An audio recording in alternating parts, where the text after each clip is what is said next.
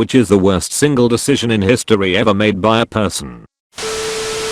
The decision by the Scottish to invade England during Black Death must be up there. Scotland have made a lot of very stupid decisions in its past, like that time we kicked out half the population. Most of them went to Australia, New Zealand, the USA or Canada, which is why there are so many people with Scottish heritage there. Mao Zedong. Pest campaign. He basically told his nation to take pots and pans to kill all the sparrows. However, the ecosystem was disturbed and the locust population skyrocketed. Seeds. He thought that planting seeds 1 meter in the ground would result in greater roots and better harvest. He also thought that putting tons of seeds in one compact area would cause a better harvest. All the seeds died, however. Around 30 million or so died from famine under his rule. Hey, look at the other nations industrializing. Let's smelt all our metal to build better infrastructure. What? It creates pig iron, which is super unstable and impure, therefore being ultimately useless? Oops. Mao. The more I read about Mao, the more baffled I am. He seems like not just an incompetent ruler, but just like a straight up stupid man. Now you see me sequel not being called Now You Don't. Oh man, I've been saying this for ages. Eastman Kodak deciding not to go forward with their own newly invented digital cameras and instead sticking with film because it made them so much money at the time. Isn't the real shit decision that the guy who invented the digital camera in 1975 at Kodak wanted to let Kodak patent it, and they said, now who's going to get into these things? I got married in 1990. I remember our wedding photographer explaining the direction of photography and the coming extinction of film. I figured he must be crazy, and I doubled my investments in desktop calculators instead. Maybe the worst business decision ever made was by Xerox with their Alto computer. Xerox invented the graphical interface modern computers use. Desktop, folders, copy/paste, etc. They basically invented the modern computer in the 70s. But the problem was, the people in charge at the time were businessmen without any technical knowledge, so they didn't realize what they had. They did nothing with it, and gave it away to universities, and showed other companies. The famous story is that Steve Jobs saw this, and within 5 minutes realized this was the way computers would work in the future. He copied it, because Xerox didn't patent their invention, and didn't do anything with it, and the rest is history. Xerox could have been Apple or Microsoft. Or both. They could have had a monopoly on the entire PC industry. Almost every company uses Windows in their offices. I think 80 or 90% of consumers uses Windows. That could have been Xerox. They had the tech maybe 10 years before anyone else. They could have been the most valuable company of all time, but they just gave it away. Robert Ballard, one of the guys who discovered Titanic, says that his biggest regret is that he and Jane Louse Michel didn't bring a piece of the Titanic up with him when he first discovered it in 1985. At the time, they didn't want to disturb the wreck and leave it pristine. But if they had done so, then they would have been able to claim legal ownership of the wreck under international maritime law, and therefore more control over it. Because they chose not to do that, everyone and their grandma is free to take artifacts and pieces of the wreck, and this makes preservation impossible. Edit. A fair number of people have been asking this in the comments, so instead of replying to everyone individually, I thought I'd put this in as an edit. And thanks to the commenters who helped explain this. There is a school of thought which Robert Ballard, and myself, incidentally, subscribes to, which is that the wreck is the final resting place of the more than 1,500 souls who perished that cold night on the 14th of April 1912, and must therefore be treated with the same respect and dignity.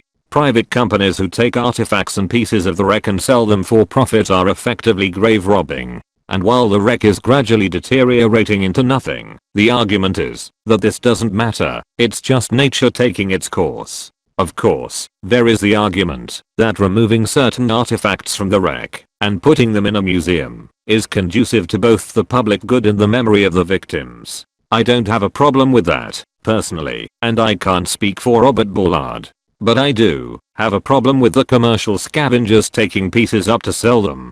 My understanding is that if he and his team were the registered owners of the wreck, he would have a claim to anything taken from the wreck, and sold for profit, which would potentially deter people.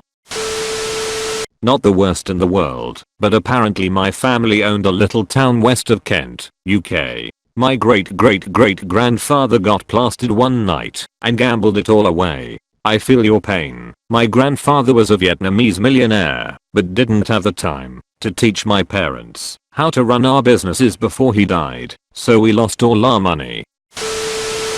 Alcibiades was considered a traitor in Athens for leading his men to death. A traitor in Sparta, because he got the queen to cheat on the king with him, and a traitor in Persia, after including them in a war. Edit. So I did a little bit of info and the switching sides, and stealing statistics are also true, plus he is a bisexual. Not like there is anything wrong with bisexuality. Yeah, but he got away with it and had fun. And in the end that's all that really matters.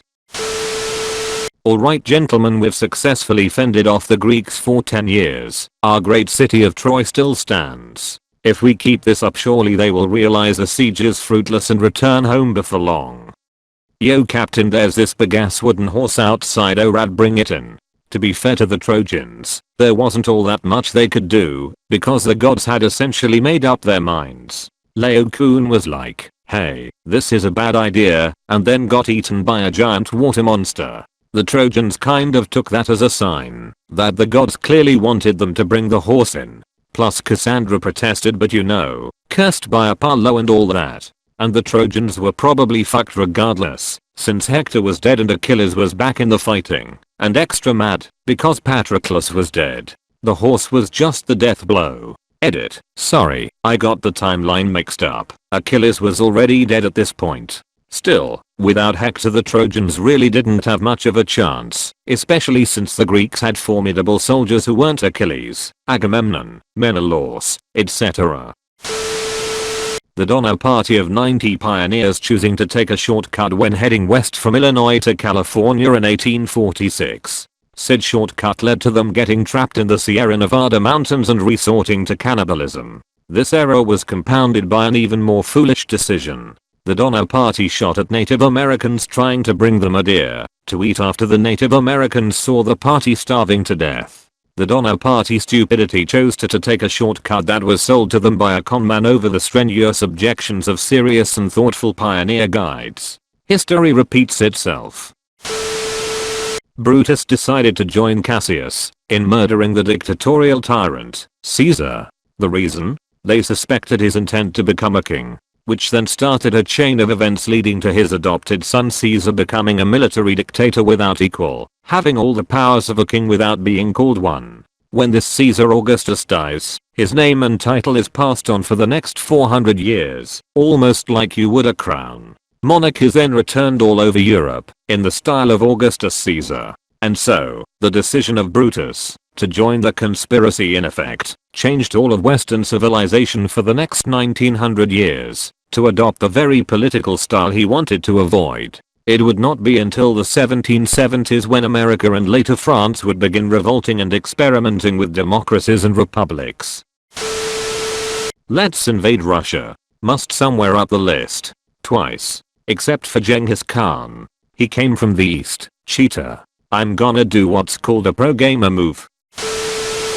Gavrilo Princip shooting Archduke Franz Ferdinand. On that day, a man acted upon his self-constructed vendetta against an tyrannical monarch, thinking the world would remember him as a symbol against foreign tyranny, a symbol of national sovereignty. A year later, 10 million men were dead. The war would have broke out anyway. It almost did 3 times before. Check out the Agadi crisis, Morocco crisis and gunboat diplomacy in Germany. Europe was poised for war for years and Britain wanted to take Germany down a notch for threatening Britain's superpower status.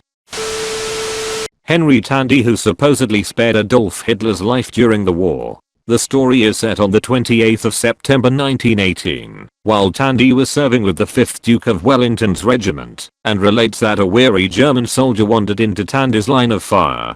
The enemy soldier was wounded and did not even attempt to raise his own rifle. Tandy chose not to shoot. The German soldier saw him lower his rifle and nodded his thanks before wandering off. That soldier is purported to have been Adolf Hitler. This isn't a bad decision. In fact, it's an inherently noble and human decision. I get the sentiment that obviously killing Hitler would have changed history, but people can't keep posting times Hitler might have been spared as bad decision when he was a child/younger man. Same as above saying the priest who saved him from drowning.